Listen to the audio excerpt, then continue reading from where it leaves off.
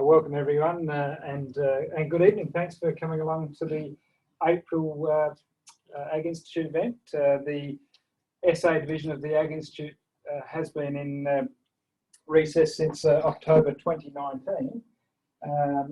And of course last year caused a huge amount of disruption, so it was probably a good idea that we just took last year off. I think everyone will agree it was probably a good year to get some work done from home, get some renovations done.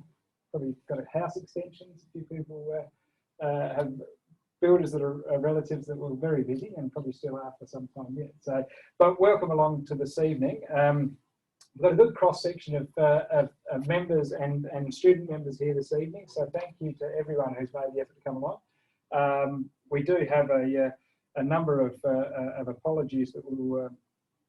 So they're covering off tonight, and we are within schedule here. It was a good opportunity initially.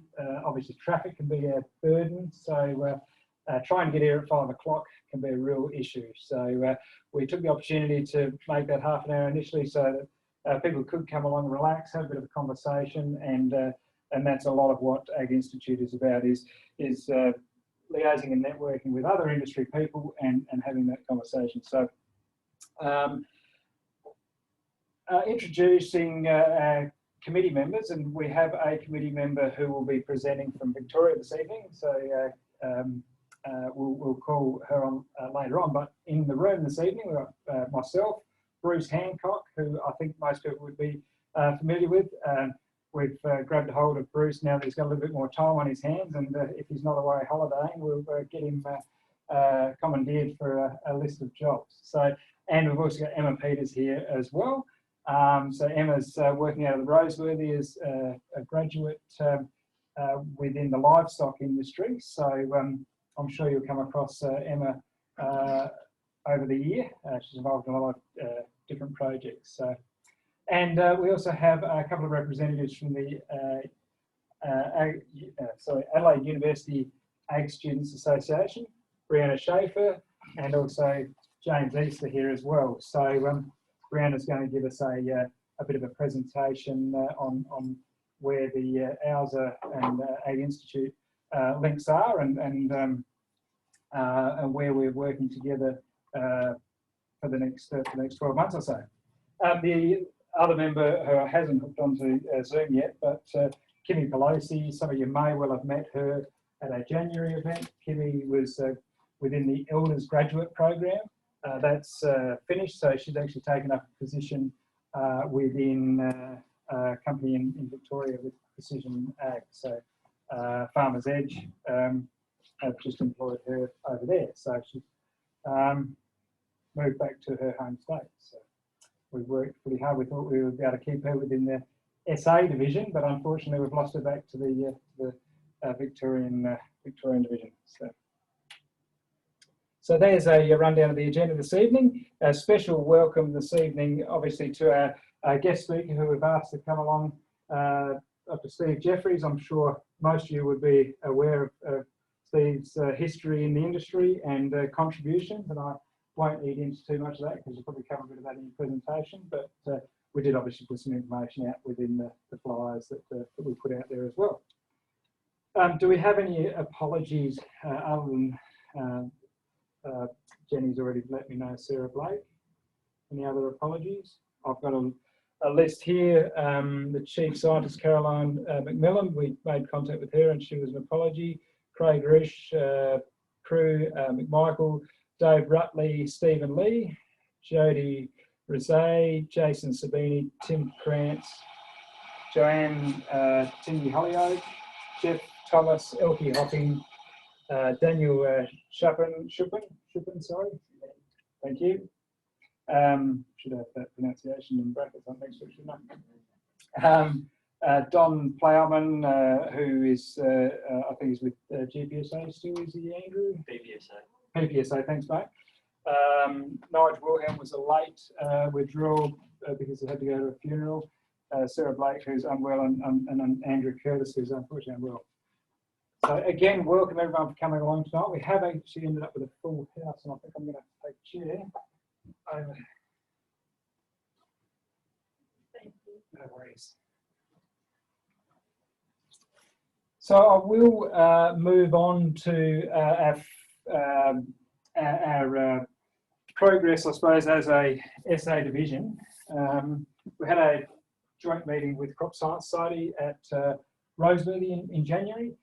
We were hoping that was going to be the farm centre, but due to restrictions with the venue and the night that we were looking at hosting it, they were playing basketball, which we didn't think was going to be a very good venue for having a meeting. So we co-hosted it with Crop Science Society at the Roseworthy campus. And we didn't have the attendance we thought we might have, but at the same time, it was first cab off to get people out and active again. We've got obviously this evening, which is a very good opportunity to get together and work towards what we're going to be continuing through for 2021, which will include a number of activities, including the AGM coming up.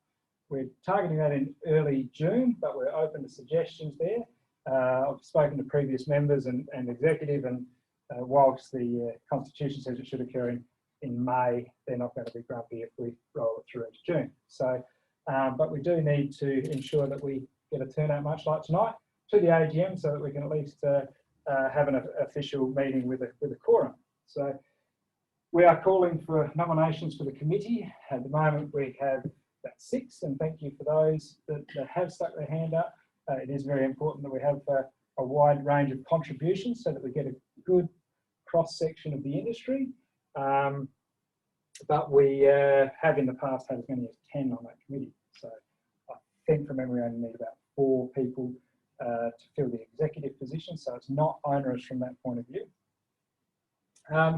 Another upcoming activity, which you may well have seen, I've been bombarding everyone with emails, but the May the 6th SA Livestock Consultants meeting is co-hosting an ethics masterclass. These are national events, and this one will be held in South Australia, but it will be accessible through the wider network of Ag Institute.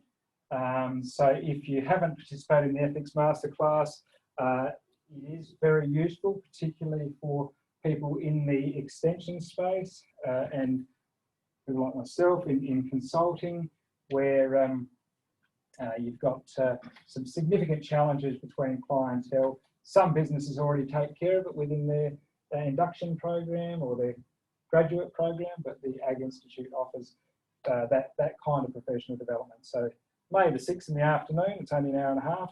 You can either do it physically at Murray Bridge, or you can do it via Zoom as well. So those RSVPs are open. We have also, Bruce and Emma and the committee have been busy working on the student compendium, and I'm just going to skip forwards to this document. So this is a document targeting students with opportunities for scholarships and awards.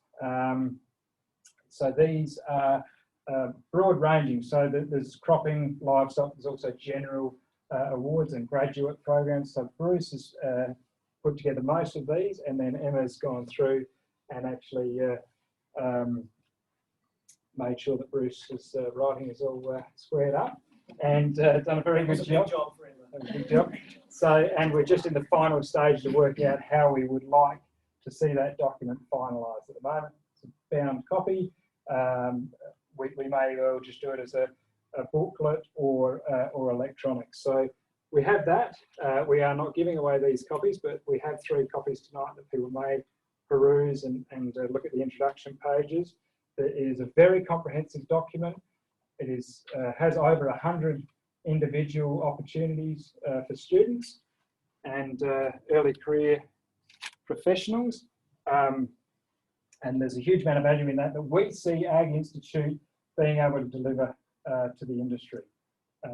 It will need to be kept relevant and live. It will have to be updated with new opportunities, and obviously some drop off as funding drops off as well. So we understand it needs to be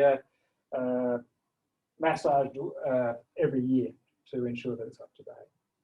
So is there any questions or comments on that? Just one comment, like for 2021, we'll just make it available to students who are a member of Ag Institute. for the Australian Association of Animal Science. So it'll be exclusive based on their membership. So this document, and you can see it on the board there, Ag Institute being the primary driver of it, but as Bruce has said, the Australian Association of Animal Sciences are a partner in this, as our AUSA, so the Ag Students Association. So we see this as a industry-wide document, but those members will get the benefits in the first phase. On student activities and other activities, we've been active with. Bruce and Emma participated at O Week at the Wait, and Bruce and I did it at the Roseworthy, and had very good feedback from the students there. They were engaging with us at Roseworthy. It was quite convenient. We were next to a hot dog store, so and we had stubby holders available. So for student members that haven't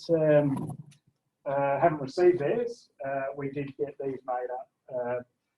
The other incentive that has been put up on the table is a Orange Williams voucher that will be drawn in May at an AUSA event at the Wait. So I will let Brianna discuss that event later on. But we understand that at the moment there is a focus on students, but it is definitely for the wider benefit of the institute that we see these activities as being essential.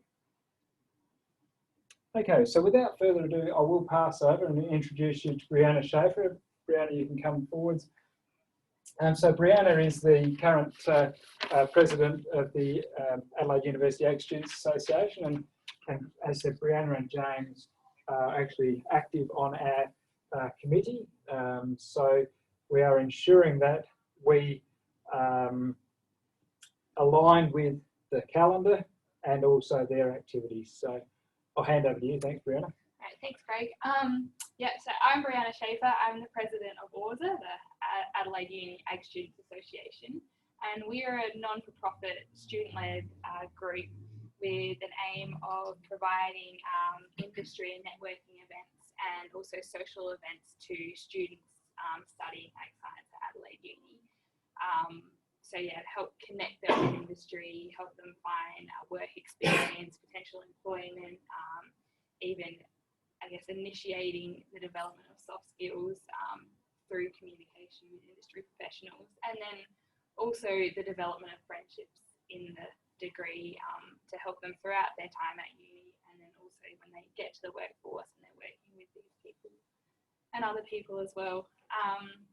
So actually we've got quite a few of our committee members here tonight, which you'll be able to meet when we network a bit later. We have 11 students on the committee from each year level. We include year level representatives from each of the years to make sure we have student voices, I guess, in each of the year levels. And this year we've been really excited to get involved with the Ag Institute as well. And I guess I'll talk a little bit about that, how we're looking to up that involvement as the Ag Institute gets going a bit more this year. So as Craig mentioned, the Ag Institute has put together the student compendium, and our committee member James Easter has helped out with that. We've been able to get some of our sponsors on board with submitting graduate programs and work experience opportunities, and we actually have a careers night coming up on May 13th, and I think the plan is still to have a soft launch of the compendium then. And so at this night we invite our sponsors along, and they'll we've set up stalls, and it's an opportunity for casual networking with the students, and we also invite back some past graduates to speak to the students. And this year we'd also like to put forward that invitation to Ag Institute members to also attend. There's a little bit more information about that will come out with the next newsletter. And another exciting thing that we've got on the go this year is a mentoring program. So our president last year got this up and going as a pilot last year with 10 mentors and mentees, and that had really positive feedback. So being able to get it going in this year with 16 third-year students paired up each with someone from industry in kind of their area of interest to help them through the year as they work out where they want to end up next year, and identifying possible job opportunities and just helping them to be prepared and career ready as well. And so that's a year-long program, and we have got, I believe, a few AG Institute members actually involved as mentors this year. But yeah, so that's all sorted for this year, but there will definitely be the opportunity for next year for anyone who's interested to get involved in that program as a mentor. Our key event each year is Growing the Future, and that's basically a careers night on steroids that we have happen at Adelaide Oval. We have lots of agribusinesses come in from all different parts of the industry, and for a sit-down dinner and networking and smaller collaborative workshops, and also some panel discussions where we get the opportunity to talk about some of the key things that are popping up in ag at the moment, and what that means for students going out to the workforce as well. So that's also an opportunity when ticket sales come out, probably in the next month or two, for AG Institute members to also be involved and come attend what's kind of the premier night for SA Youth and Ag. And yeah, our theme for that this year, we're really looking at kind of adaptability and resilience in Australian agriculture, particularly coming off the back of a year like 2020 where COVID really challenged the industry in some regards, and how we've learnt from that and what it's going to mean going forward as well. So for all the events that AUSA runs, we really rely on the generosity of businesses in agriculture, and through their sponsorship we're able to provide the students with these opportunities, and so we also, so we have our general committee sponsors, which are the gold, silver, bronze level, and they have different amounts of financial contribution. And then we also have sponsors that will specifically purchase a table at Growing the Future and contribute that way. And this year we've also introduced a new level of sponsorship called Friends of AUSA, and this is open to some of the smaller family businesses as a way of engaging with them more, as identifying them as work experience opportunities for students, so some of the smaller family farms or family businesses. But yeah, I guess that's AUSA in a nutshell and what we've got going on this year. We'd love to get some of you involved in our events, and if you'd like any more information about what we do, or you'd like to contribute time, knowledge, financial resources, anything, for sure come speak to me, or probably half the students here on our community as well, and they can all point in towards me, or they'll have answers as well. But yeah, really looking forward to getting to work a bit more with the AG Institute this year. Thank you, Brianna.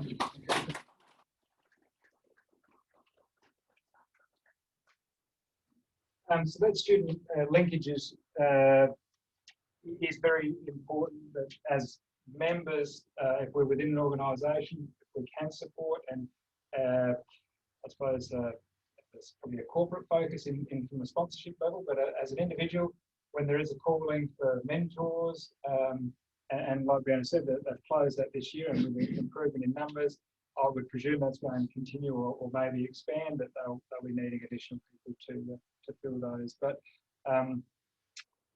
supporting the growing the future and other events, it's important that as AIA members can contribute and get along to those events. So I'll really have to ask for another chair. Bruce, did you want to maybe ask for another chair? So don't want you standing up all night there. So sorry about that. So I am up to our member in focus who, Kimi, if I ask you to, if you can unmute there at the moment. Yeah, can you hear me? Yep, got you there. I'll just make sure the volume is okay here. Okay, we've got you on the screen, but I've got your last page, so I better put you on the first page now. So, yep, all good. Great, thank you. Thank you for taking the time to present. I mean, we have quite good connection if you did want to turn your video on, but if you're still in your pajamas, that's okay. We can. Maybe I'm not. I'm not.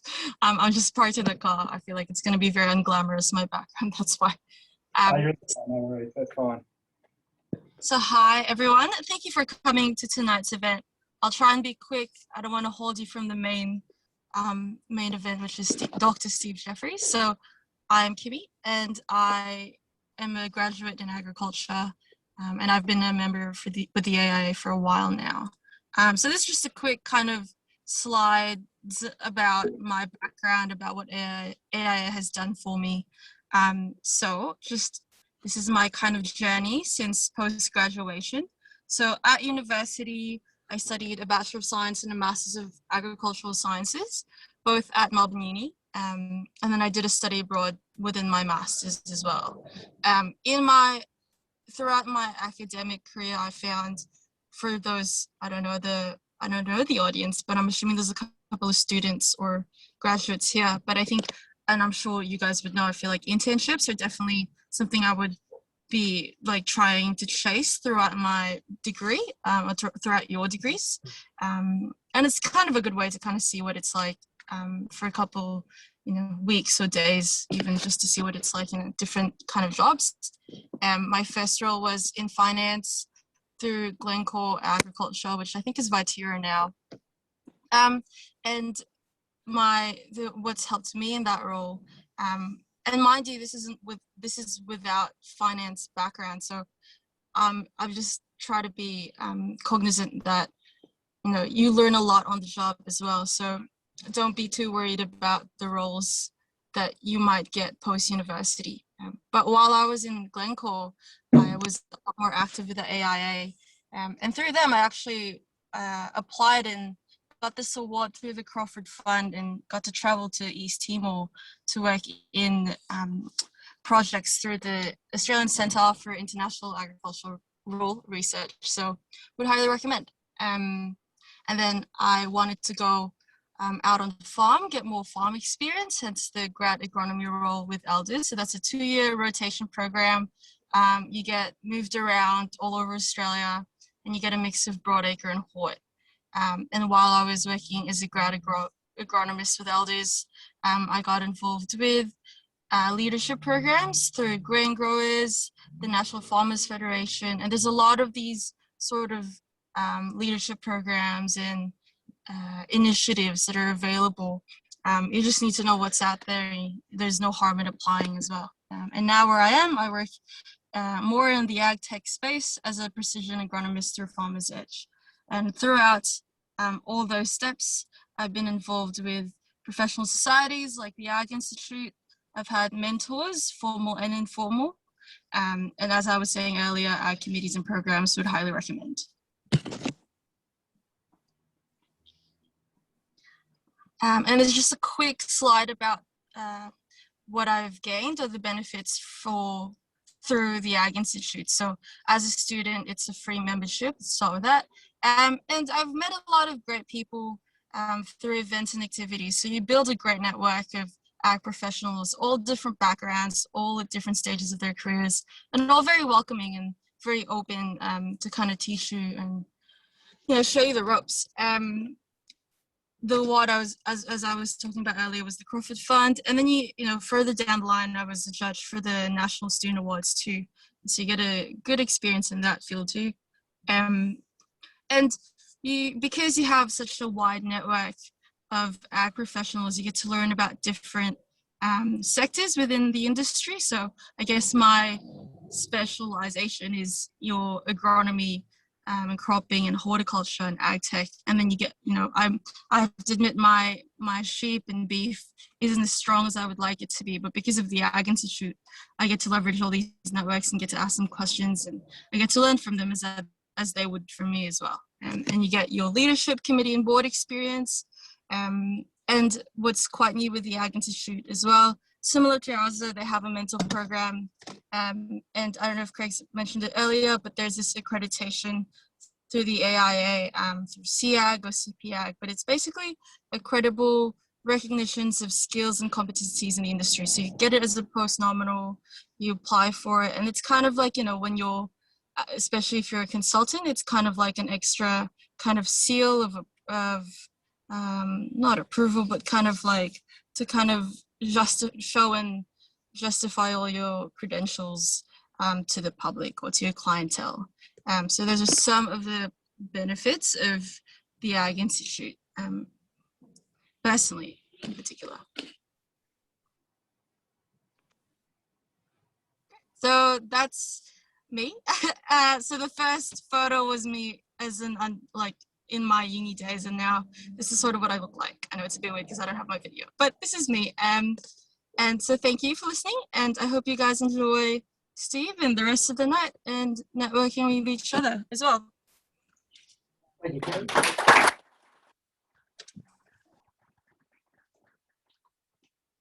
Kimi's been a very valuable committee member in her enthusiasm and contribution to committee meetings, as well as she's on the national board. So she's got linkages obviously up the head office, which is useful in terms of understanding processes. And Kimi was, or is still, a newsletter editor. So she's been very astute at being able to get those articles together and published in a way that we hope is value to you as recipients receiving that information. So thank you again, Kimi. And is there any questions maybe for Kimi before we move away from the presentation? Okay, so Kimi mentioned awards there, and we do have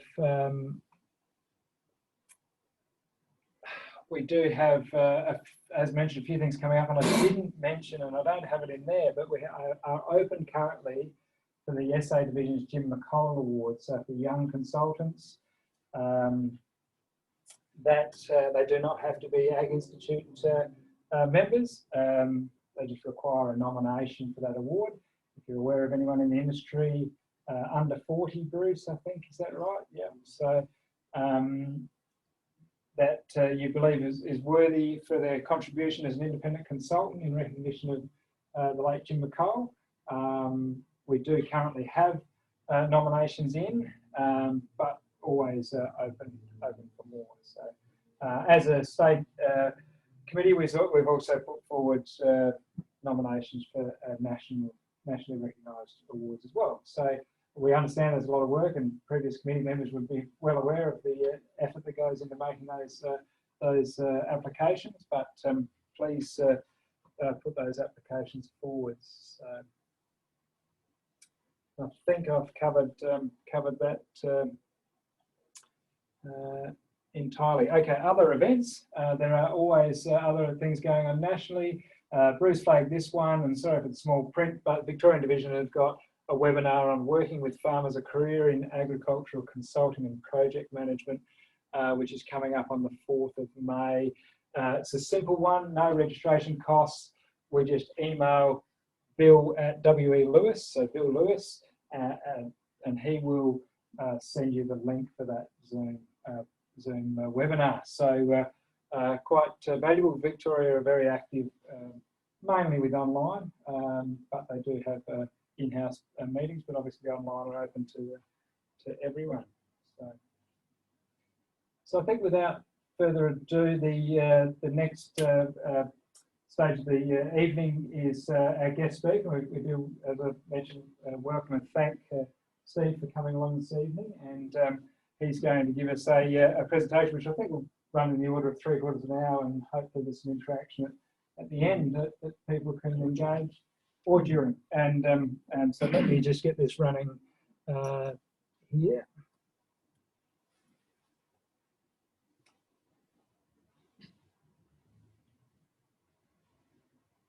Just want to make sure that it is sharing the right one. Okay.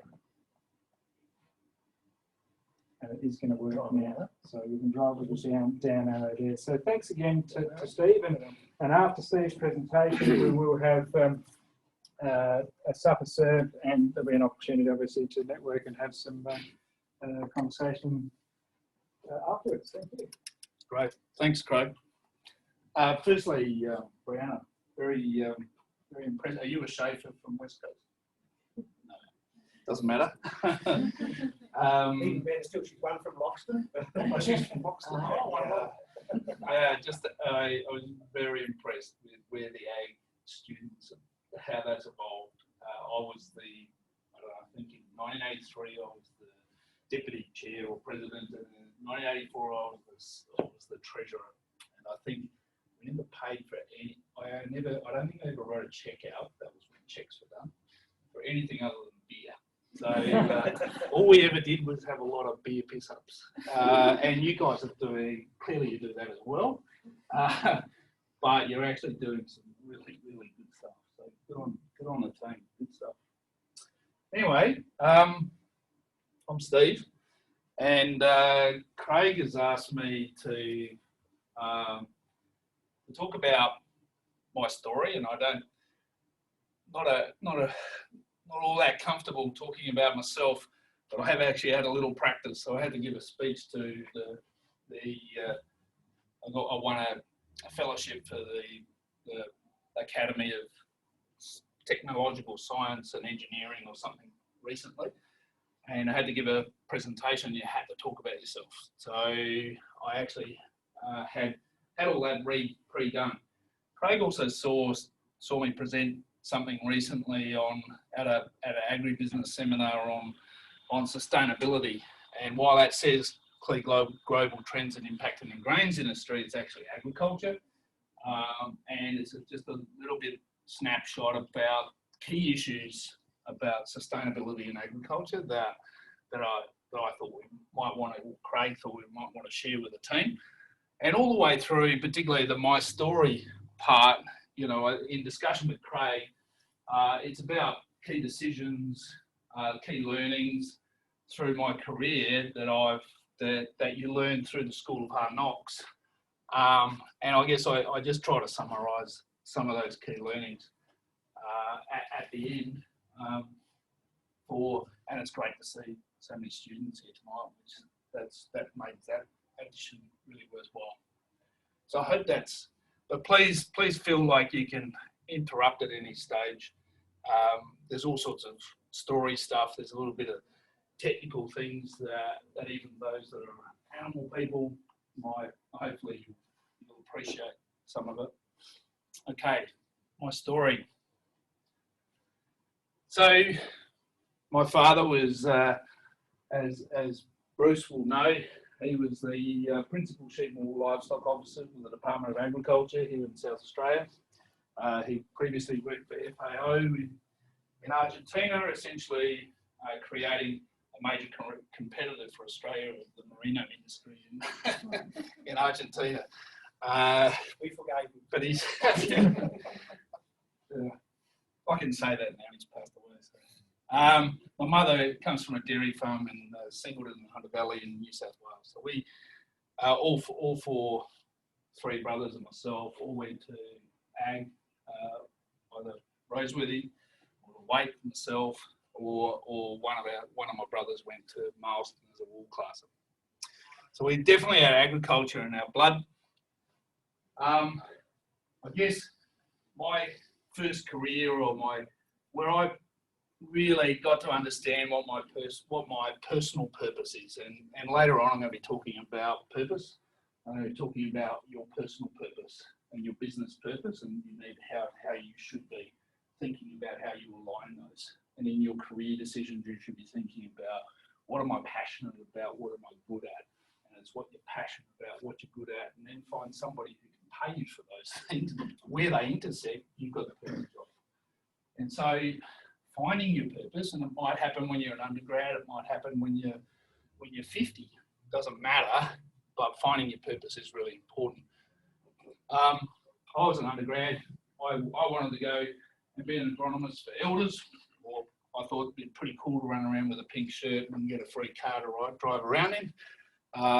That's what I thought I did, and I did my 4-year degree back then at Adelaide Uni around agronomy.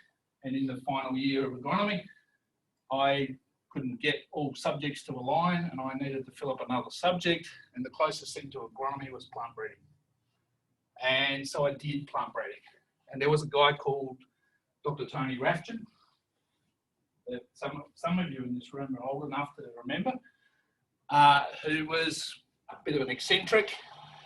And I still remember, and I used to travel with him and learn so much from him by travelling. He was probably the most observant person I've ever. He was somebody who could drive through the mallee, and he'd look at the vegetation and he would tell you what the soil type was and how deep it was and everything, essentially just by the type of mallee that was growing. He was incredible. Anyway, I still remember going to the Minnipa Field Day. There's a Minnipa Field Day back then. Used to draw a crowd of 300 twice in 2 days, back to back. A crowd of 300, and I still remember Tony sitting on the back of a ute on a milk crate and just chatting. So if you were a student of Tony as an undergrad, he used to pull up a chair, and he never gave lecture notes or anything. He would just chat. This is what he did with the farmers. What I noticed was 300 farmers absolutely transfixed on every single word he said, everything. And it wasn't that Tony was this great orator, you know, he wasn't an Obama or he wasn't whatever, he wasn't. But what the farmers realised around there, they were all listening to him absolutely intently, is this guy worked passionately for them and worked and gave them technology. It was in the form of a seed, which was really easy to adopt, that could transform their business, could add 10, 15% return and profitability onto their business in one hit. And then it upgrade and upgrade. They listened to every single word he said, and I watched this and I could see it, and I went, that's what I want to be. That's what I want to be. He was valued so much by those people, the clients and people that he truly believed in. And he woke up every day, didn't matter what he was paid, it didn't matter what it was, he just wanted to provide value to those people. So that's my purpose, that's what I want to do. So my first job out of my undergrad, which I did plant breeding in the final year, just had an opportunity to take a job as an oak breeder with the South Australian Department, working for a guy called Andy Barr, who I did some research on because I had a choice. I had a job, I could do some spray stuff in the department at Loxton in horticulture. I don't know why, I had no skills in that or no training in it, but I could have taken that job. But I did some work on this guy, and this guy was hugely respected by everybody. And so I went, here's a guy I can learn from, and I do like, and I'm passionate about breeding. Maybe it's a good place to start. Great decision, fantastic decision. But did my homework on the people, the leader first. Take home message.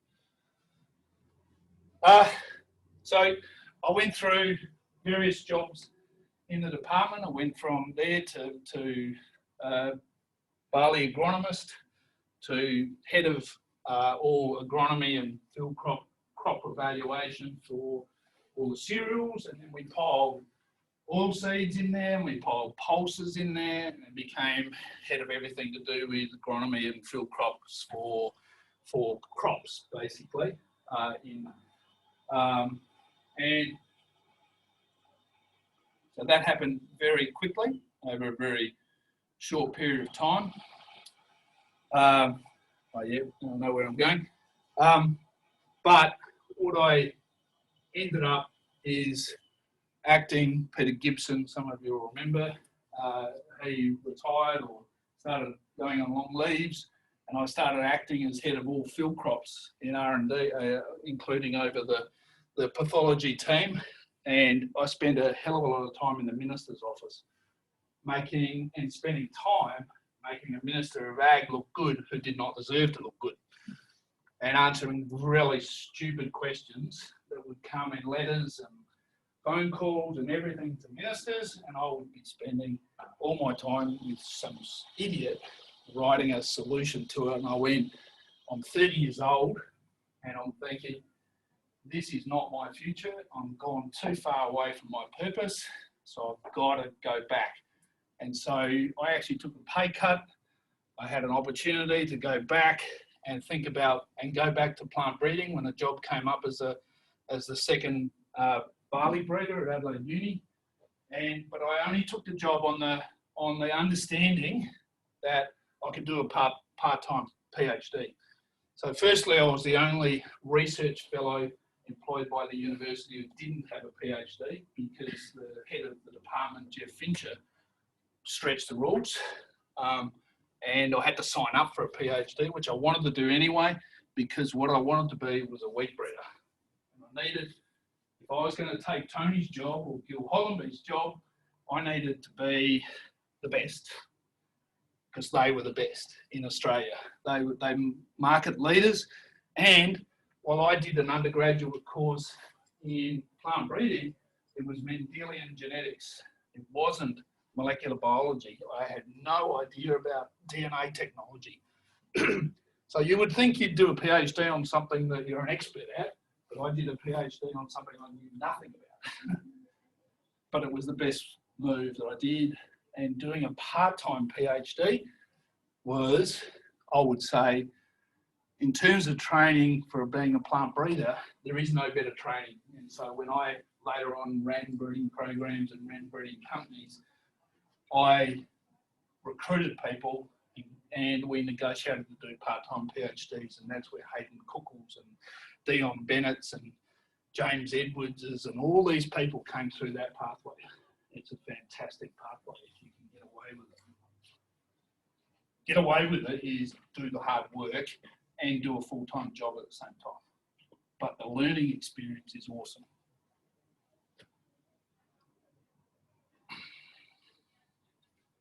So I did a part-time PhD, great education as for a plant breeder, working in the job and doing study that added value to the job. The upside was you could get a whole team of people doing work for your PhD, which was pretty handy. We did some, and again, like I said, we focused on DNA technology that I knew nothing about. I had to go right back to school, learn the absolute basics. The great thing about the weight at the time was that there was people like Peter Langridge and Jeff Fincher there that were the absolute best in the world in this technology. They were the best in the development of technologies here as they were applied to crop genetics, to cereal genetics. Who knows what Pioneer and DuPont and Syngenta were doing in the US in the private companies, not publishing. We achieved a whole heap of things. First, to do stuff that hadn't been done anywhere else in the world. And that's another great thing about doing a PhD. You think, oh, I can't do a PhD. I only just scraped through it as an undergraduate. Did okay, but you're just, not outstanding. And you've got to be the best in the world. Well, back yourself. It's never ever underestimate what you can do, because I was shit scared, absolutely terrified that I had to be the best in the world in an area that was going like this and this, and do the first of anything in the world. And I wasn't a fantastic student, but it's possible. It's possible. Don't ever, and I say that to people all the time, back yourself. Don't be intimidated by the titles and the academic snobbery that happens in institutions. Steve, question. Yep. The advantage of you doing that as a mature age student? Yeah. Very mature age. Yeah, it was a huge, that's a very good point, Bruce. Because I was 30 to 32 or something when I started. And so yeah, look, my ability to learn was so much greater because there was so many less distractions and I was more focused and had a little bit of more background to it. So yes, mature age, but I was very lucky to just be in the right place at the right time to do that. But when I did a 4-year undergrad course, I just wanted to get out and earn a living. Get out of home, have do all that stuff. So further study was not really, I didn't even think about it, But later on, it was a means to the end for me. I didn't really want to do it. I just wanted to be Tony Rafton or Gil Hollenby, and I needed a PhD to do that. The uni was never going to employ me as a senior lecturer or whatever in the university without one. And so it was a means to an end, but it was the best decision I ever did. So the PhD basically taught you analytical thinking and writing. Writing was awesome. Just the way to think about writing, and a PhD just gives you that strength of it, and confidence too that you can do things that nobody else has ever done in the world before. How many years did you take? 3.5. So because I had all that help, I was able to win a little prize for $1,000 from the School of Ag at the Wade. I'm not sure if they still do that anymore, but probably the best director, certainly in the last 30, 40 years that the Wade's ever had.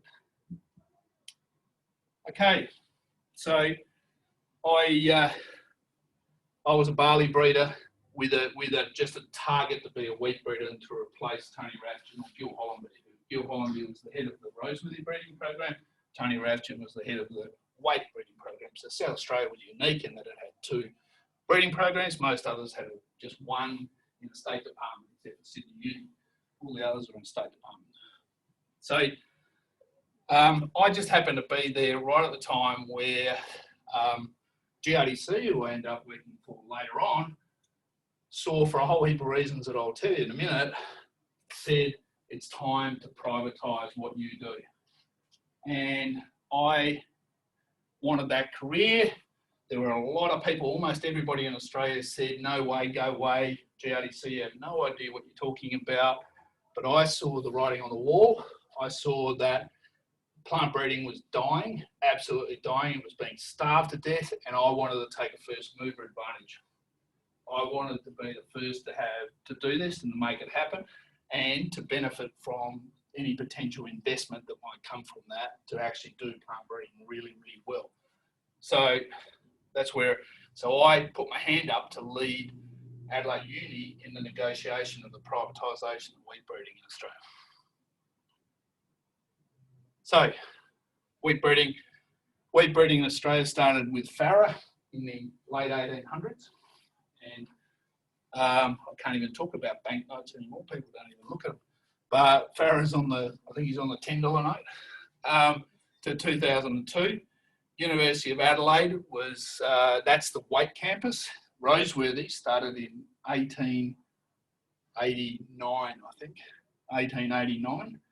So, and the Wake campus started in 1938, all the way through to 2002.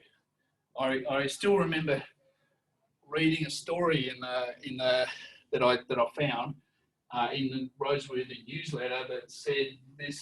They were talking about intercrossing, so crossing one variety with the other, and it was technology that had been sort of discovered in Sweden in the late 1800s about how you can actually do it.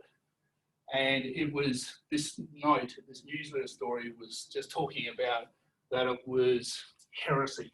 It was heresy to be messing with God's creations. And yet these people here at Roseworthy were doing it. And they broke that mould, Farrow broke the mould, and the people at Roseworthy broke the mould. They were first in a lot of areas. And anyway, I digress. So, public sector funding, basically the Tony's and Gil's program had been starved of resources down where they really had almost no operating and only salaries. Those people that still working in state government departments and universities, probably very familiar scenario, being starved of resources where you end up with all these people on salary with no operating and you can't do anything. So that's what happened.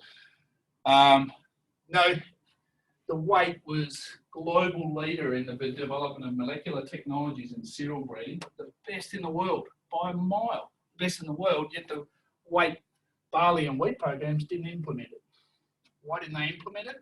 Because they had no spare cash, because they had to invest in it, they had to pay for it as a cash cost. They had no cash and they didn't do it. Succession planning, universities and government departments are terrible at succession. And commercially and intellectually, intellectual property wise, nobody wanted to invest in it because there was no way to capture value out of it and to be able to manage that IP. So this is pre-GM and pre-all sorts. Right, so what changed? Plant breeders' rights legislation was amended in 1994 with the pure purpose to go, let's try to create a situation where that create an environment that's conducive to the private sector investing in plant breeding. And to do that, they had to find an alternative value capture system. So they amended the legislation. It allowed breeders to capture return on investment at any single point. So this was different. Before, you could only capture it on a seed sale. So you're allowed to basically sell seed and capture royalty on the sale of seed. 5% of the Australian wheat crop is planted to seed that's bought. So 5%, that's all. That's your opportunity to make money. So very little opportunity to make money. And the higher you put the cost of seed in, the less seed the farmer will grow or buy. So they'll buy a very small bag and then you make no money out of it. So it was a major thing. This gave an opportunity. We can capture it anywhere, all the way to a loaf of bread. So technically right now, a breeder, if they had a trait or something, and there's AGT and CSIRO and Limagran, a company called Arista, have created a low GI wheat where they're going to collect a royalty on the bread when it's sold as a low GI bread, first time. But this meant you could capture it on production, you could capture it at any point in it, but you could only capture it once. It didn't have any impact on private breeding due to the farmer safe seed provision. So Australia growers, when the whole review of IP and PBR, the plant breeders' rights legislation, they said you can do whatever you like, but don't change that. I want to be able to save my seed and plant my next crop, and I have to pay somebody for it, which is how the corn industry works in the US and how soybeans work. They have to buy the seed every year. In Australia, we say, no, we're not going to do that. So it didn't work because nobody had thought of a good way to do it, really. So it was the industry, it was growers, it was GRDC, it was the Grains Council, so the pre-GPAs of the world, GPSA, Andrew, of the world that actually led this. So it was led by growers wanting it to get investment from private sector in plant breeding. And they brought in a thing called an endpoint royalty system, which is where the royalties collected on production, not on seed. So every tonne of production of your whatever variety you buy, so the grower buys the seed, enters into a contract with the breeder that says, I will pay an endpoint royalty on my production when I sell it to whoever I sell it to, $2, $3, $4 a tonne. But you got 25 million tonnes at $3 a tonne, that's $75 million. Before you were talking about $5 million, now you're talking about $75 million, now you've got an industry, right? That's just wheat. So this created the value capture system that essentially enabled privatisation of wheat breeding in Australia, and ultimately barley breeding, lupin breeding, oat breeding, and it goes on. So long story short, Adelaide University, SARDI was an investor, state government was an investor, so they paid Gil Hollenby's salary. paid Tony's salary. They were employed by the university, and GRDC paid pretty all the cash costs, basically. So the initial company was set up between these three shareholders, and the company basically said, here's a bunch of money, you can go out for 5 years, but after 5 years, we just cut all the money off. You've got to stand on your own feet after 5 years. Just so happened, 2002 plus 5 is 2007. 2007 was a shocking drought, so it was 2008. And your only breeding cycle takes 10 years. We did inherit a pipeline of staff, but we had no way of making money. So here I am. Ended up being the CEO of this, and I've got no money. So I went and talked to these guys, which is a French multinational company, who are the largest, one of the largest vegetable breeders, one of the largest breeders in Europe. They're a partner with KWS, and they're the third largest corn breeder in the US. They're a huge $1.8 billion seed company based out of France. And they also had wheat, and they had barley, and they had some other crops. So these guys brought money in, and they brought some technology, and they brought some germplasm in. So we raised capital to keep the business going through that key time. So wind forward to now. Now it's Australia's largest market-leading field crop company. One of the largest of its kind in the world. When I say it's a kind, it's not a company based on corn or soybeans. It's a company based on wheat, barley, canola, everything else except for corn and soybeans, and it's the largest of its kind in the world that doesn't breed corn and soybeans. And it's based here in South Australia. Not many people know that. Breeds wheat, barley, canola, and lupins for now. Wheat, it started off in wheat and now has 60% market share of wheat, with varieties like Mace and Scepter, and even the animal people in the world have probably heard of Mace and Scepter. When we got it going, there were three. There was myself. I grabbed a technician out of the barley program and the admin officer out of the barley program, and that was it. There was three of us. We basically set the company up. It now has plus 80 staff. It has 12 PhDs in it. It runs basically. We had trouble recruiting breeders, so we worked out that the best thing to do was breed our own breeders. So we basically invested in undergrad and postgraduate teaching at Adelaide Uni. So the plant breeding course, we were running 60% of it. I think we're only running about 40% of it now. But back in my time, we were hand picking the best talent out of the undergrad course out of Adelaide Uni. And those guys, there's about 7 of them now, all over Australia, and one's in Canada as head breeders. They did part-time PhDs on the job. So now it's a global leader in the application of new technologies in winter cereal breeding, genomic selection. The animals people know about that. High throughput, I'll come back to that in a minute. So just why the success of AGT, why, and this, for those that are animals people, this is all about rates of genetic gain. This applies to animal breeding as it does to wheat breeding.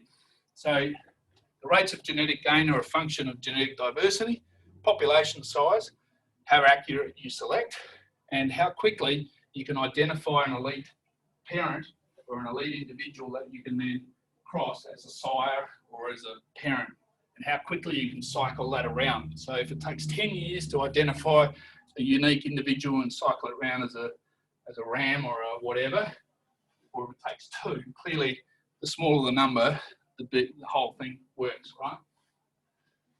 So I'll just jump to that one because genetic diversity, AGT had some things that it did unique, but that wasn't its key differentiating thing. Just for very quick, so you understand what I'm talking about here, how you breed wheat. You essentially emasculate, you essentially remove the male organs, the anthers, out of every single flora in a head, and you make it male, sterile, only female and then you take pollen from another plant or another individual and you put it on the female. So you take the male part from a different plant, put it on the female, and that's what it looks like when it's actually taken there. So that's the progeny. Then the progeny is grown out to create populations. So that makes sense. Yep. So why is population size really, really important? For those that know a little bit about wheat, here's just a very simplistic story about parent A crossed with parent B. Here's a number of useful traits that have number of genes. That's a very low estimate. That's a very low estimate of what those genes are that drive those traits. Even those plus that is a very low estimate. So we've got these two parents and we combine them together. There's 30 genes that we want to combine here. Simple genetics is 1/2 to the power of 30, which is 1,073,741,824. So you get 1 in 1 billion chance of combining all 30 genes in the progeny of that cross. So why is population size important? Because of that. Simple as that. Clearly, breeders can't do that. They have to find ways of reducing the frequency or improving the frequency here of that. But population size is everything. So AGT from a population size, it's just one company in Australia. Yield plots is a really easy way to assess what the size of a population of a breeding program is. It's sort of published data that you can compare. AGT has 300,000 yield plots. All of Canada put together, private, public, 80,000. All of the UK put together is 100,000. All of France together, and it's hard to get some estimates of all of US, but all of US public and private is around 300,000. So AGT operates at a level way bigger than anybody else in the world.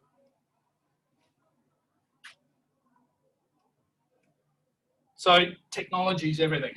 So this is all about stats. So this is a trial. This is a field experiment. This is the breeding nursery at Roseworthy, and the guys ran along with an EM meter along these bays, and that's what that looks like. So that's an estimate of the water holding ability of that soil along that bay. So if you use the stats to essentially adjust for the water holding all these thousands and thousands, tens of thousands of different varieties in here, they're all in single replicates. So there's only one plot in there. So the stats essentially works out, and they look at their neighbours and they look at trends right across it. But if you can use this as a covariate in it, you can essentially increase your heritability or your ability to select or your selection accuracy by about 40%. And the more of these variables you can measure, the more you can input into it, the better. Australia is global leader in this technology in terms of the statistics. Guys at Wollongong University, Cullis and Co, are way out ahead of the rest of the world, and it's just up to us to be able to capture that and apply it. I've talked about this one is all about doing bigger, better, harder, faster at the lowest possible cost. So adopting whatever technologies those are.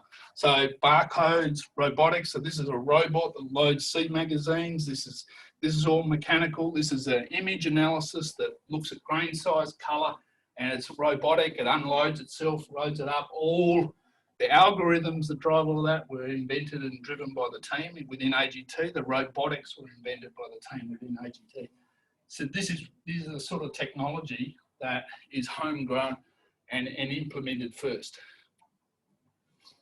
DNA technology, global leaders in this. You know, Limogran is a $1.8 billion company. AGT teaches them how to do it, and how to do it bigger, better, harder, faster.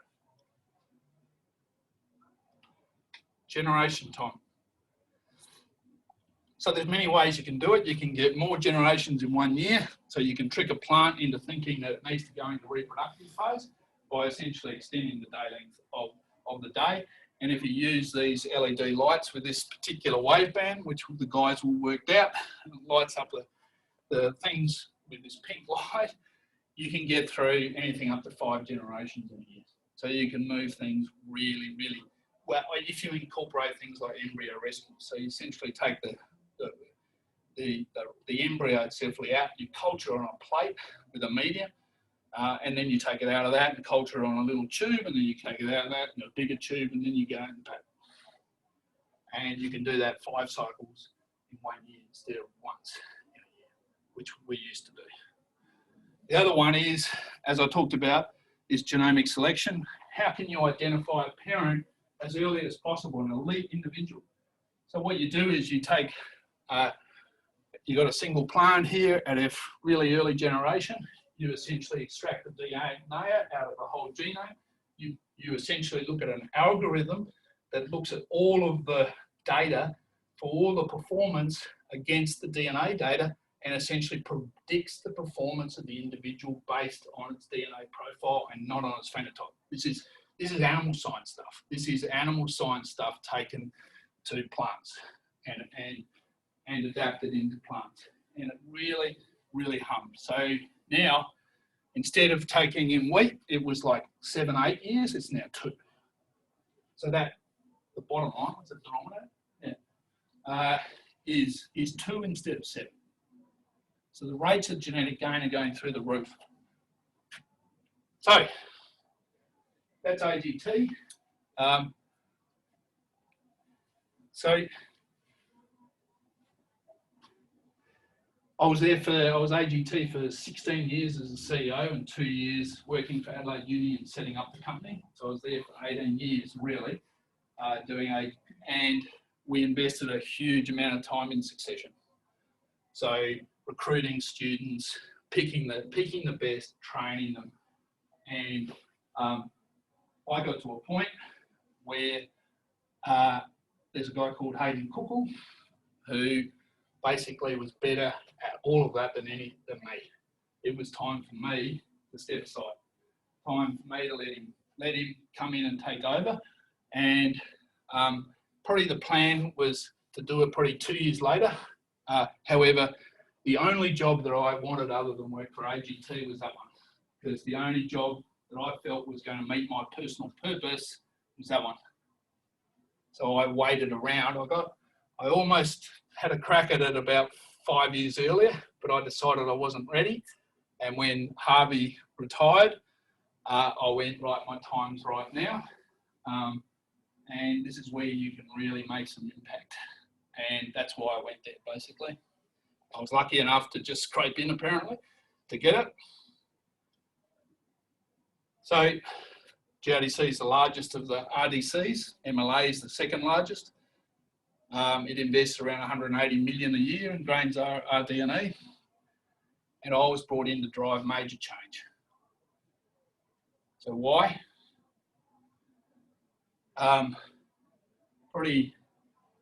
It was 25 years old and it had become stale, somewhat toxic culturally. Structurally, it wasn't working, hugely bureaucratic. Processes were slow and cumbersome. They're still slow and cumbersome, they're just not as slow and cumbersome as they were. And had no strategy. Absolutely no strategy. I could not believe that an organisation, GRDC for 25 years did not have a strategic plan. It had a strategic R&D plan, but it didn't have a business strategic plan to drive the business. Just crazy. External, huge. The last, prior to 2016, the 5 years leading up to that, more change in those 5 years in agriculture globally than in the 30 years before that. Without a doubt. Huge change. Consumer expectations, health foods, we'll come back to that in a minute. Digital ag, and a lot more. GRDC needed to redesign and realign itself, ready to deliver for the next 20 years. So where do we start? This is where we were talking earlier about purpose, your purpose, and align up with your business purpose. The purpose of AGT was to enhance the prosperity of Australian grain growers through the development and commercialisation of improved crop varieties. Enhance the prosperity of Australian grain growers. Purpose of GRDC ended up being, and it didn't have one. And we spent ages working on this. We got lots of big arguments because we couldn't work out who our key stakeholder was. Believe it or not, we did not know who our key stakeholders were. There were people on our board and our previous chairman who said, no, our key stakeholder is the government, it's the federal government. No, it's not. Now, why are we here? Why is the federal government putting money into this? They're here for these guys. So it was about investing in RD&E to create enduring profitability of Australian grain growers. The word create is about innovation. Enduring is about sustainable, not for the next 5 minutes. It's about long-term profitability, not about productivity. It's about profitability. And these are the guys that are the #1 beneficiaries. This purpose statement drove the strategy, the culture, everything about the business, down to wherever you had an argument or a debate, go to purpose and you would resolve it.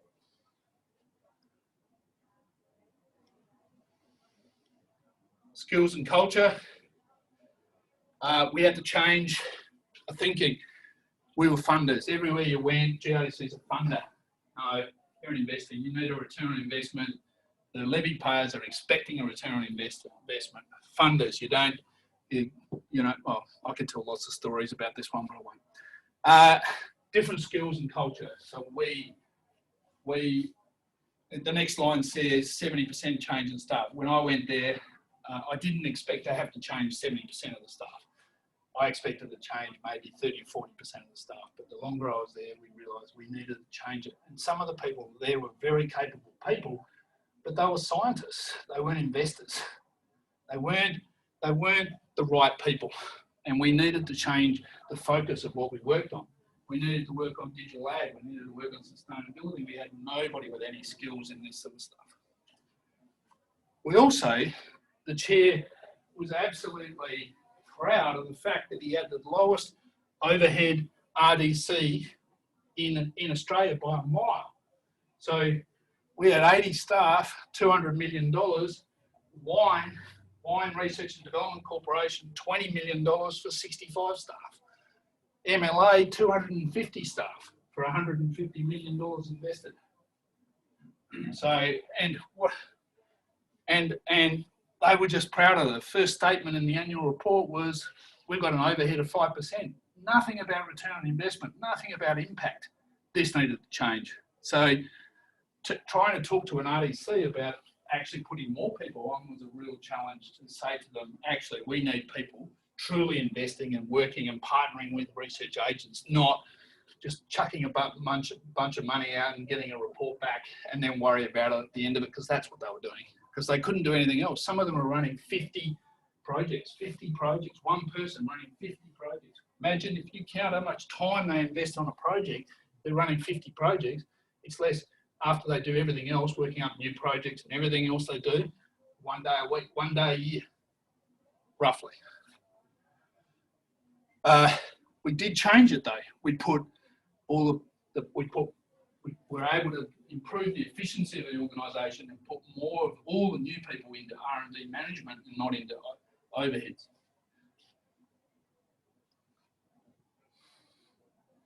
Completely changed the structure, brought in a whole new team of basically digital agriculture, business development, brought in people out of venture capital industry, and restructured everything else.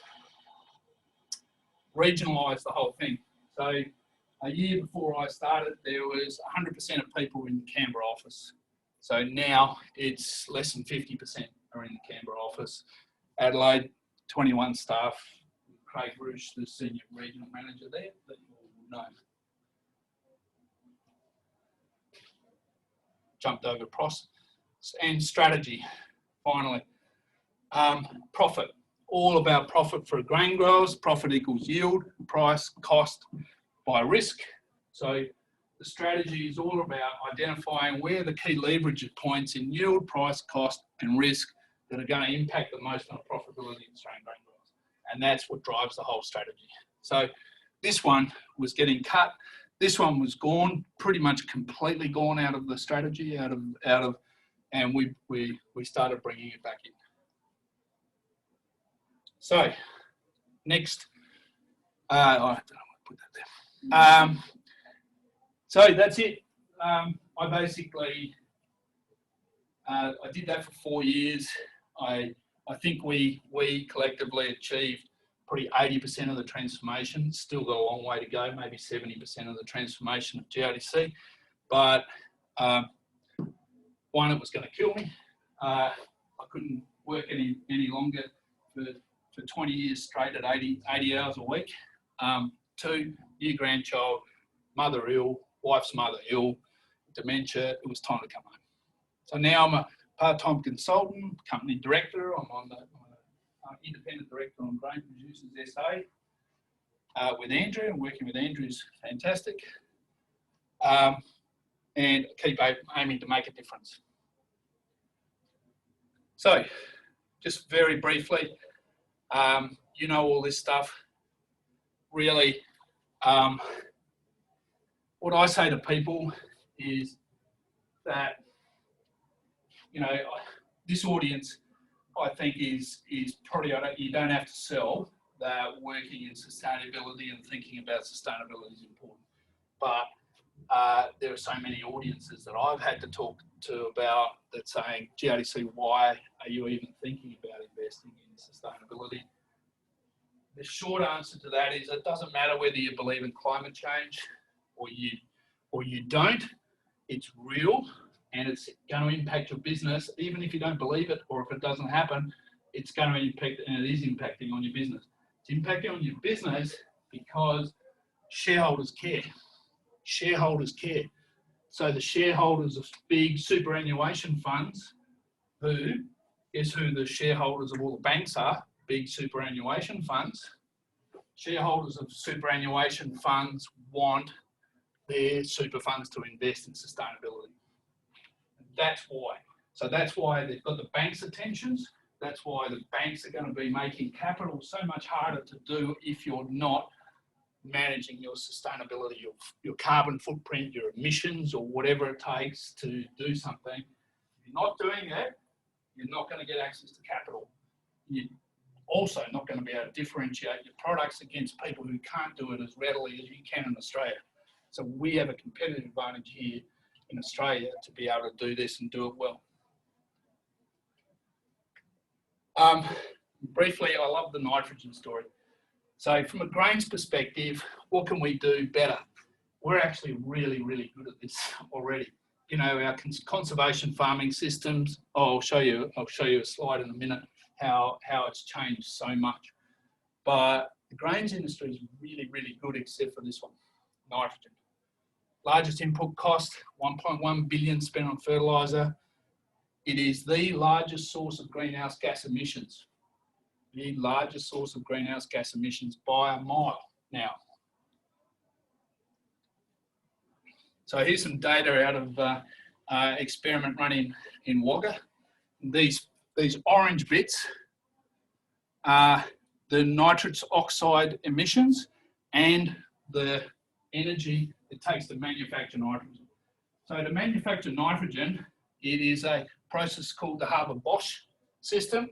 The Haber-Bosch system was invented back in, I think, in about the 20s or 30s, and it basically uses an enormous amount of high temperature and high pressure to basically jam molecules together. Essentially, I can't remember the technology and how it does it, but it uses an enormous amount of energy, and that's why the cost of nitrogen is directly proportional to the cost of oil.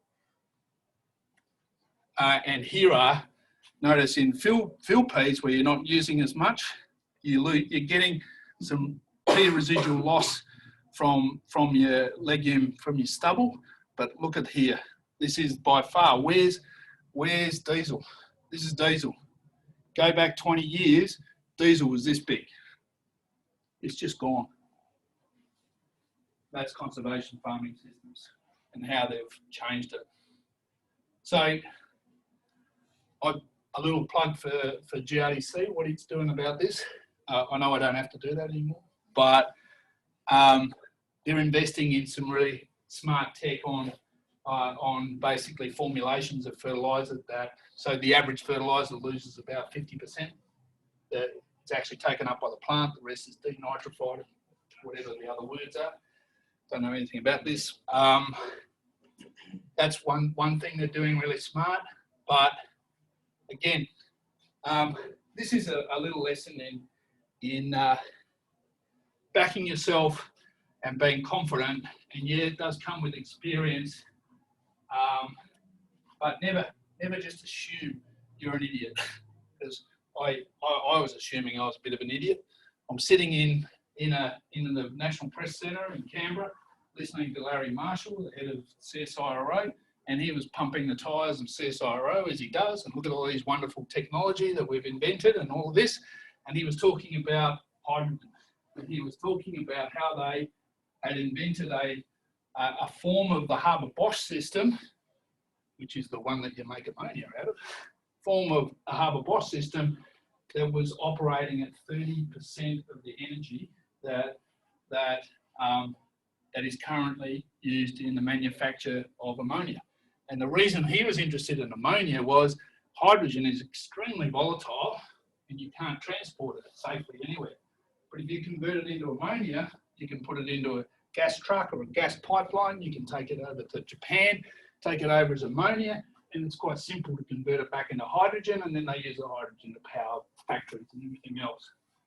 I'm sitting there listening to this and I go, well, why convert it back into hydrogen? Why not just use it as ammonia? And if it's 30%, why couldn't we just use natural energy like solar? And why couldn't we use wind power? Why couldn't we use degrading of things like oat husks in the southeast from blue lobe milling to generate power to drive a plant that's an electrolysis plant that essentially generates ammonia?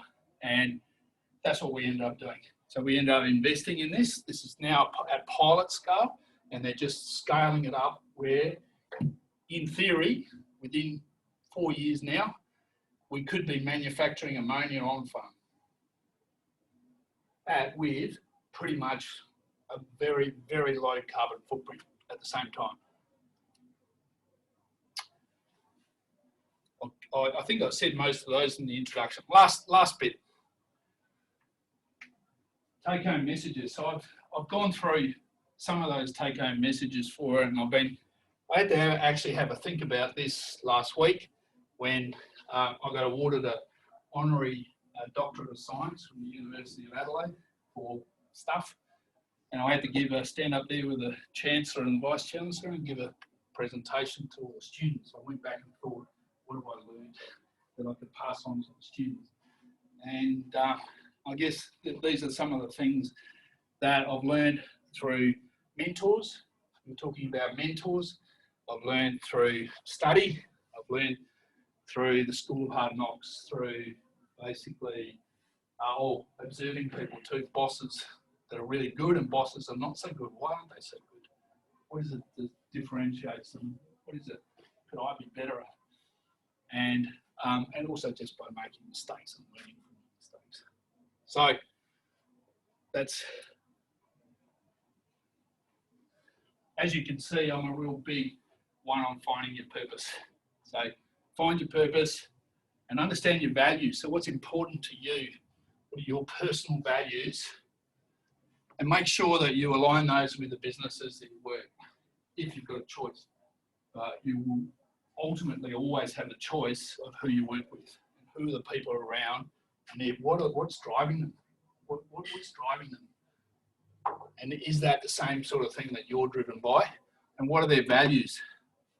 Do they have high integrity? Do they have stuff that you believe a hell of a lot in?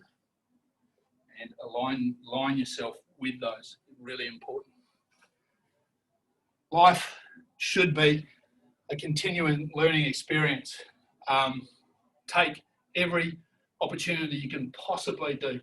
You know, if you're like me in my late 50s, if you're not learning every single day something, then you might as well be dead. Seriously. You need to be learning and improving all of the time. Now, the other thing, Kimi, she's still there. Kimi said something that I truly also believe in a lot, and that is the most important thing that you learn as a student at university. Yes, you learn a bunch of technical stuff, which is really useful, that builds a platform to build other knowledge on. It builds a platform to build other knowledge on. You learn how to learn. That's what you learn at university. You learn how to learn. And you learn the ability to understand and interpret evidence, and the ability to turn these skills into evidence-based problem solving. So the employers of the future, the employers now, what they want is that, evidence-based problem solving. And that's what they're wanting from you, and they're going to value from you. So that is by far the most important thing. So I've personally recruited hundreds and hundreds of people, not hundreds, a couple of hundred people probably, over my whole career. So I've sat in a hell of a lot of job interviews, and the one thing that pisses me off more than anything is when I ask, or somebody asks a question about, have you done this, or do you know anything about that? Oh yeah, I studied it in undergrad. I know all about that because I studied it undergrad. The right answer is, I'm going to go and find this person and that person. I'm going to talk to that. I'm going to do some background reading on this. And I've got a propensity to learn really fast, as I've shown in my undergrad, that I can learn and I can take on a lot of information. And this is how I'm going to go about it. And big tick, I want that person. I don't want the one that thinks they know it all. The one that thinks they know it all is bloody dangerous. Seriously dangerous. Excuse the French. And lastly, never stop working and becoming a better leader. So everybody in this room is either has been a leader or is about to become a leader. I want to keep you away from food. So if you're doing an undergrad or you're thinking about doing a postgrad, you will ultimately be a leader unless you don't want to be one. You will be a leader. I personally, at the age of 24, inherited a team of 24 people with 5 scientists. Every one of them was 10 years older than me or more. It was just landed on me. It will happen to you. So how do you become a better leader? Purpose.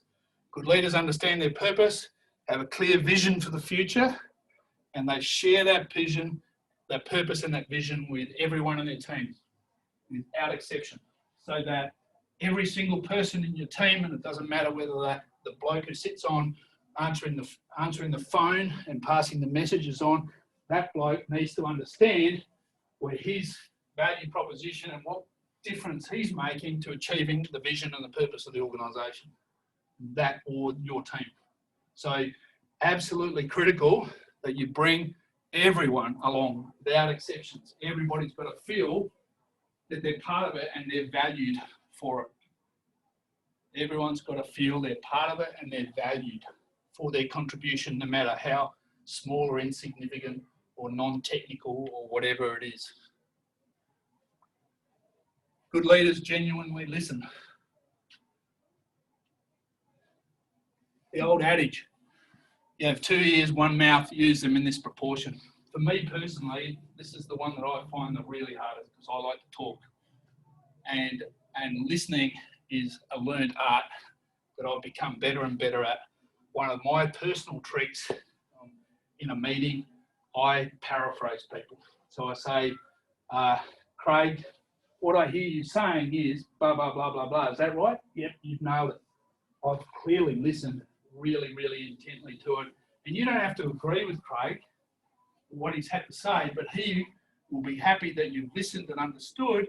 And you might say, well, actually, Craig, we're going to go in a different direction. We're going to do this. He's not going to be fussed by that. But if you didn't listen, he's going to be really pissed. Really, really pissed.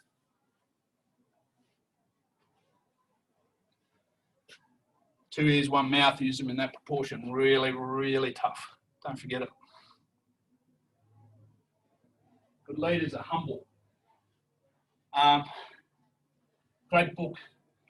if you've ever best business management book I've ever read by Jim Collins called Good to Great.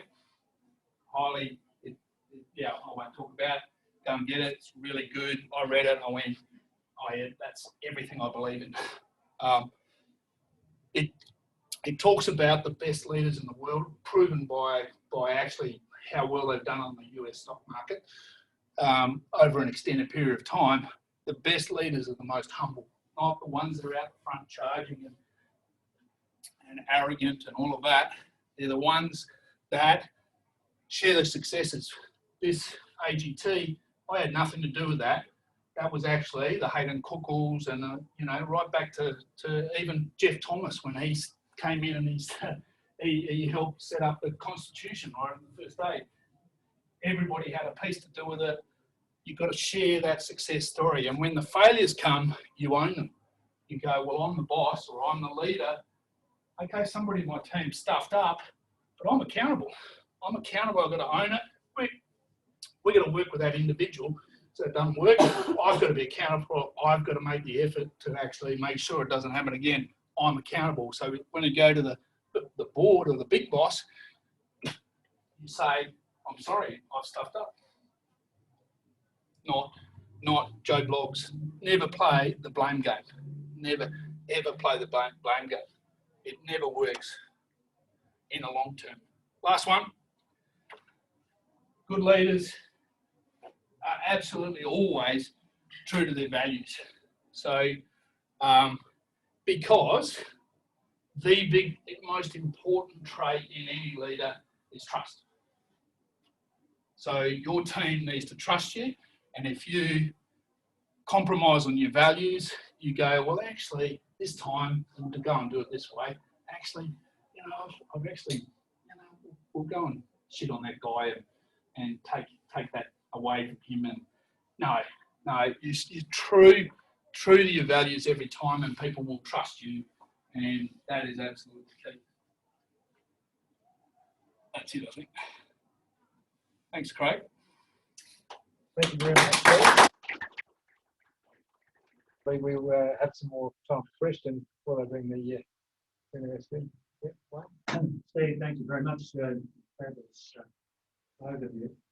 But as a student of Tony Grantham, I can't let you get away without emphasising to this group that while you're focused on the breeding aspect, and everything you said is quite right, and I was there as a student when all of that started. Tony was also a very good and excellent observer of the environment in which he was run, in which everything occurred.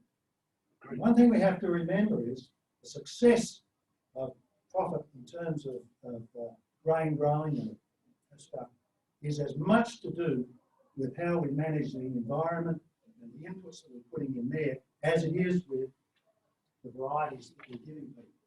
So, and that why that becomes so important is, and you touched on it right at the end, in terms of the whole business of sustainability, the whole business of how are we going to keep on managing these precious natural resources that we've got in order that they are maintained in the long term. Right now, we've got lots of pressures on in terms of both the inputs that we're putting in and what we're expecting to get out of it and how to maintain them. So breeding is really important, but as is equally important, and at times more important, is how we look after the basic resources that we've got to use. Can't agree with you more, and I hope, I did say that Tony was the most observant person I've ever met. Right. And I would absolutely totally agree with you. I think that was his greatest thing, actually. I think breeding is he discovered diseases way before pathologists discovered diseases. He discovered nutrient deficiencies and toxicities way before the experts discovered it, just simple observation. And he absolutely believed fundamentally about how important, way before sustainability became a business. You're absolutely right. Question? Steve, it's good to see that GAC are moving into that, I guess, environmental sustainability stuff. working the other day. I'm not sure while we're probably good at this, can we be the best in the world? VW is going to be the biggest, I think, manufacturer of electric cars within 2 years. Yeah. But none of those cars are destined to come here. No. And the reason is that our policies in Australia aren't set up to look at how we're going to manage this environmental issue along with the rest of the world. So if we don't have the environment or the political or the business environment set up to give incentive to make us more effective and sustainable in Australia, how are we going to be the leaders of the world? I think it's, and leaders of the world, I agree with you, we're actually probably at least a decade, if not more, behind the leaders of the world. You know, Europe, most of the European countries, Netherlands, for example, despite their huge carbon footprint, they are serious about it. But there is a lot of government policy, there's a lot of regulation going on in Europe, and we've been complacent, naive about this is going to hit us. This is seriously going to hit us, and we're now trying to recover space. So we're way behind, and it does start with policy, it starts with politics, as you said. Yeah, but science, you know, I think the current, you know, you hear the rhetoric of the current government, it's all about investing in the science and the technology rather than the regulatory. It'll be adopted overseas. You could argue that's a good thing, but I think you need both. So we got a long way to go. So I wasn't at all trying to say that we're at the forefront. I think what we're doing in nitrogen is as good as anywhere in the world, but probably that's it. We can't even measure carbon. Like really? With all the tech we've got now, we can't measure carbon, soil carbon, effectively and repeatedly. Like how crazy is that? Yeah, repeatedly. Effectively and repeatedly, and that comes back to understanding science and how science is measured. Yeah, and that's really important. Why did we drop that ball? It's only in the discussions of the GRDC table, for example, in the sort of year before I left. That's it. I didn't even know that measuring soil carbon was a problem. I had no idea. Sorry, on that, Farmers for Climate Change, if you're not following them or haven't heard of them, you will. Very involved with NFF. Yeah, get behind them and have a look at what they're not. They're probably more pushing for that policy political change, and we are waiting for science to catch up with what we want on ground. We really are. We are.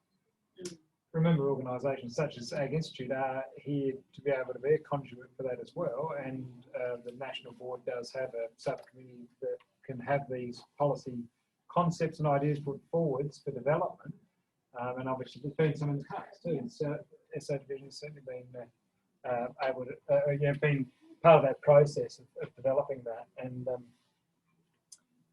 definitely don't think that because we haven't, I suppose, been active, that we can't participate in that process. And now take on board, Mike. I think you're right. Yeah, and the political will is not, or hasn't been there, and it fluxes.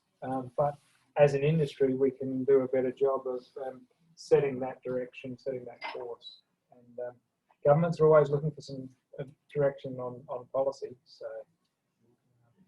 And sustainability isn't a catch cry. It's something that is required to access certain markets. So I think we are going to break now because obviously they have put a little bit more out. So again, thank you, Steve, for your contribution and the presentation this evening. That was fantastic. I think everyone got a lot out of that. Obviously, this evening with Kimi's talk and your own, there's a focus there on early career and student, but let's not forget what Ag Institute does. It provides representation for all professionals within the industry.